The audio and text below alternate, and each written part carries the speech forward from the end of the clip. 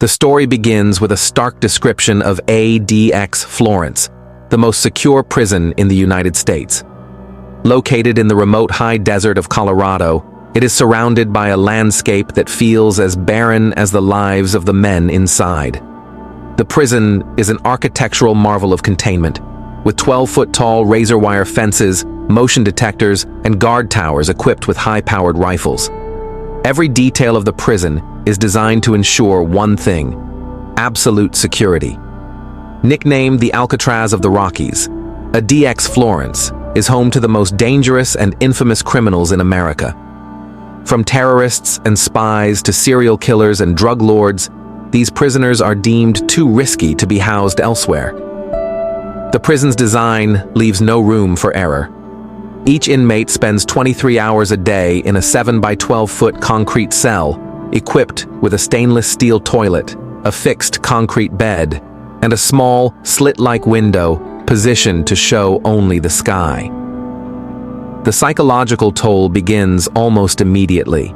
The absence of human interaction and the unchanging monotony create an environment that tests the very limits of the human spirit. ADX Florence isn't just a prison. It's a fortress of isolation where time itself seems to stand still. Ted Kaczynski, better known as the Unabomber, occupies one of these cells.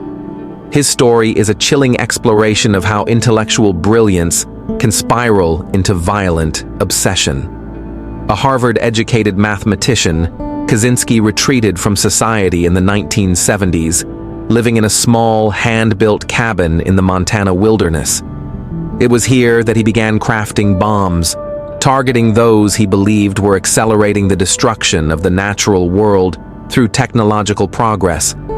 For nearly 2 decades, Kaczynski evaded capture, sending bombs through the mail that killed 3 people and injured 23.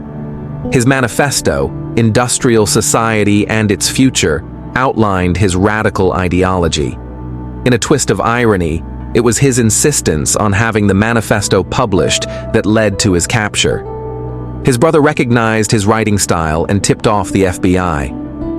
In ADX Florence, Kaczynski's life is a stark contrast to his days of intellectual rebellion.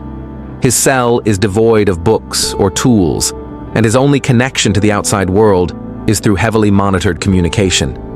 Yet, even here, Kaczynski's mind remains active, reportedly spending his time writing and reflecting on his actions.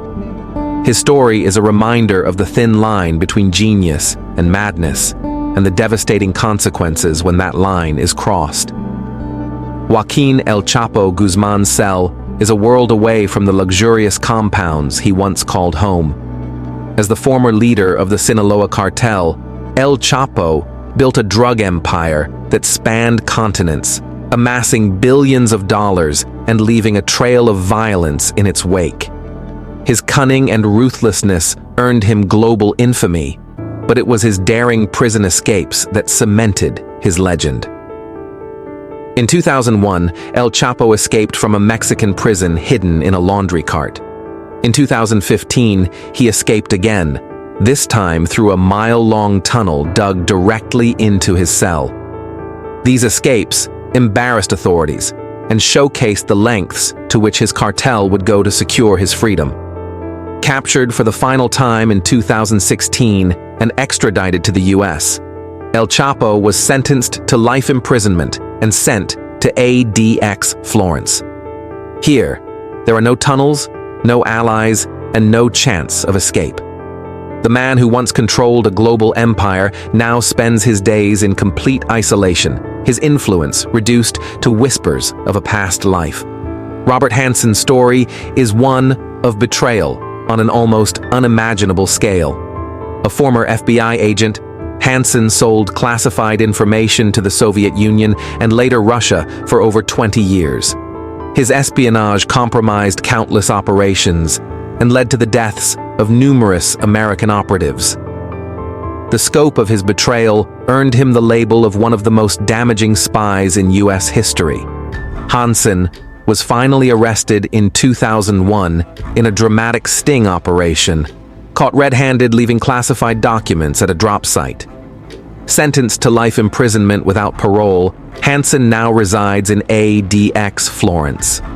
For a man who once navigated the shadows of espionage, his life in solitary confinement is a profound fall from grace. Hanssen's days are spent in isolation, with no access to the tools or networks that once made him a formidable double agent. Yet his story serves as a cautionary tale about the dangers of unchecked ambition and the devastating consequences of betrayal.